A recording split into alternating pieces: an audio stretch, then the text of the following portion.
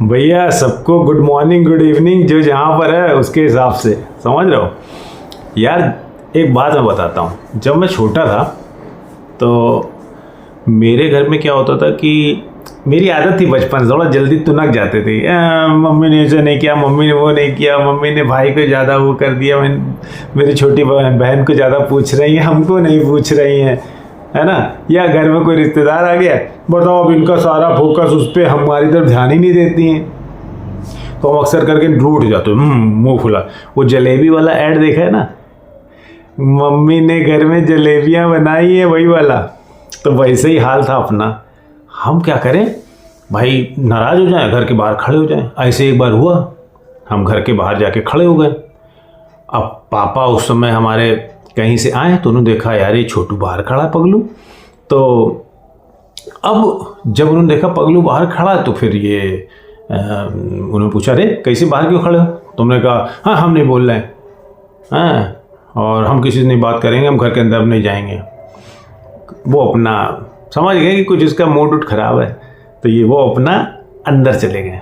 ठीक है, अंदर चले गए भैया। हमको याद है कि छोटे थे तो उस समय वो साइकिल से आए थे, साइकिल से आए, उन्होंने साइकिल अंदर रख ली। फिर क्या हुआ, थोड़ी देर में भाई आया, कहता अरे कितनी देर नाराज रहेगा, चल अंदर, है ना, मुँह फुलाए बैठा हुआ है, चलो। तो हमने कहा नहीं हम नहीं जाएंगे। अब हमारी थोड़ी ऊँची हो गई, हमने कहा नहीं अब हम नहीं जाएंगे। हैं, पहले पापा ने बनाया, फिर इन्होंने बनाया, मेरी दीदी भी धीरे से आई बाद में, कह अरे अंदर आओ चलो। मम्मी तो कुछ कहा भी नहीं, ज़बरदस्ती नाराज़ है।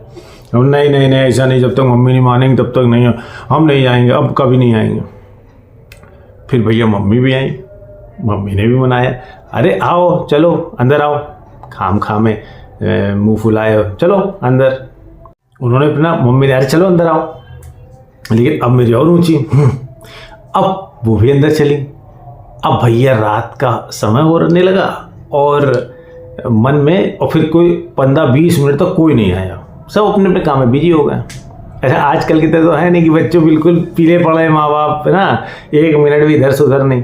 अब भैया क्या कहते हैं, हमने कहा यार क्या करें, अब तो कोई आ ही नहीं रहा। हमको अभी भी याद है, हम सोचते थे यार अब कोई एक बार आके हमसे कह दे हम अंदर चले जाएंगे, समझ रहे हो।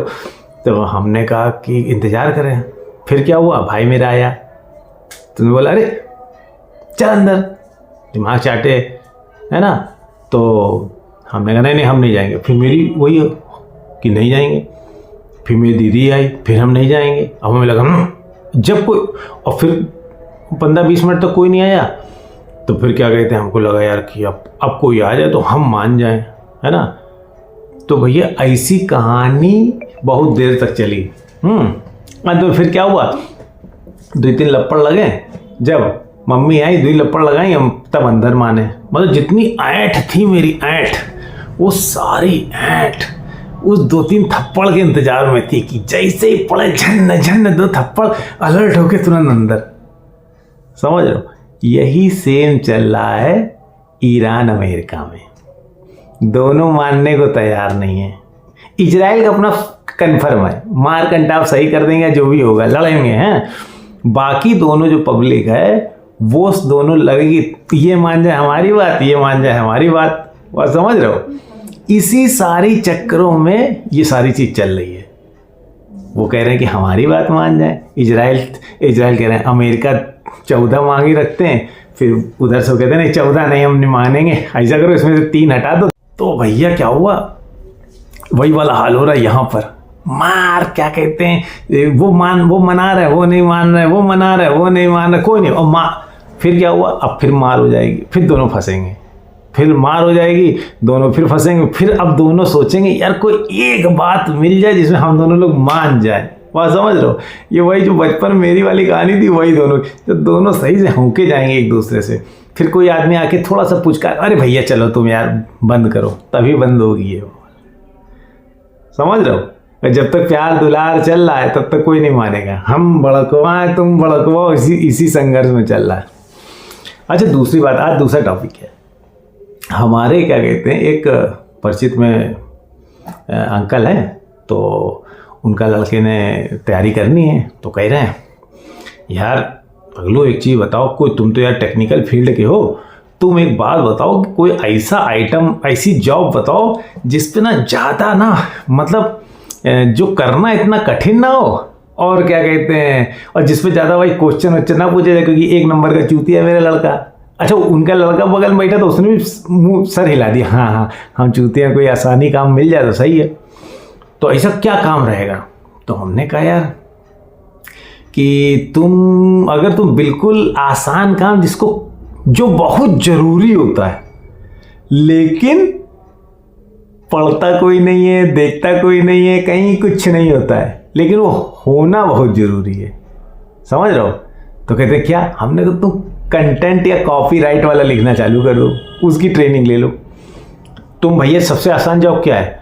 तुम चुपचाप बैठे हो, कोई प्रोडक्ट लॉन्च होगा, तुमको केवल उसकी रीड लिख के आता है, रीड कंडीशन केयरफुली, या ऐसे करके ना कुछ चीज़ें कि ये रीड कंडीशन केयरफुली करके होता है ना, आदमी क्लिक करता है, पूरा चिट्ठी पत्रा इतना बड़ा खुल जाता है, आदमी पढ़ता भी नहीं, स्क्रॉल करता है, टिक मारता है, एक्सेप्ट करके आगे बढ़ जाता है। अब कोई तो चूतिया उसको लिखता है ना, पूरा दिमाग लगा के लिखता है।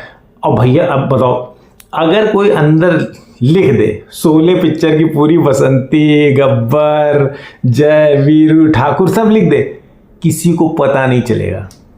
तुमसे कहा जाएगा फॉर्म भर रहे हो, ये करके हाँ हाँ बताओ, इसके बाद एक्सेप्ट करो हमारी सारी कंडीशन। आदमी क्लिक करेगा, स्क्रॉल करेगा पूरा, और एक्सेप्ट में टिक मार के निकल जाएगा। अंदर चाहे लिखा हो कि ये लिखा हो, चाहे कि जो धन्नो है बसंती के आगे नहीं नाचेंगे, बसंती गब्बर के आगे नहीं नाचेंगे, लेकिन गब्बर जय वीरू के आगे नाचेंगे, और तुमने एक्सेप्ट कर दिया। तो हमने कहा भैया आपका लड़का जो बड़ा होनहार है, पढ़ने में तो मान लो गोबर है ना, इसलिए ज़्यादा कोई करियर के चक्कर में पढ़िए मत। ये करियर के चक्कर में पढ़िए आप कि ये जो कंटेंट राइटर, कॉपीराइट नहीं होता, वो होता है क्या term EU end user agreement type का ना, यूला ऐसे करके कुछ होता है, वो सब भैया इनसे लिखवाने की प्रैक्टिस करवाओ। और आजकल क्या लिखा लिखाया वही कॉपी पेस्ट मार दो, जिंदगी धन्य हो जाएगी। समझ रहे हो कि नहीं समझ रहे हो? है चलो, अब भैया आज का टॉपिक यहीं पर ख़त्म, कल फिर मिलेंगे अपने नए बुलेटिन के साथ, ठीक है? चलो।